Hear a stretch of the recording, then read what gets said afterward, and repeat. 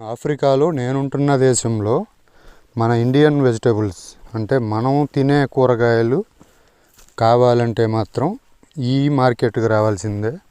ఇదే major market అన్నమాట ఈ దేశం మొత్తానికి. ఏ మూల నుండి ఇండియన్స్ అయినా సరే వెజిటేబుల్స్ కావాలంటే ఈ మార్కెట్కి రావాల్సిందే. ఇక్కడ మీరు చూస్తున్నారు కదా, ఆల్మోస్ట్ అన్ని వెజిటేబుల్స్ దొరుకుతాయి, కొన్ని తప్ప.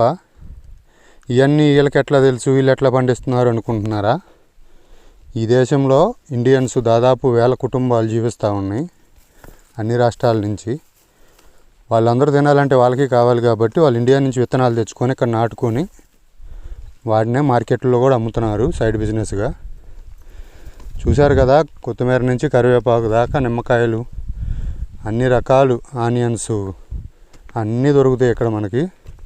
ఏయో కొన్ని రకాల వెజిటేబుల్స్ మాత్రం దొరకవు. ఆనియన్స్ చూడండి వీళ్ళు ఎట్లా అమ్ముతున్నారు ఇక్కడ.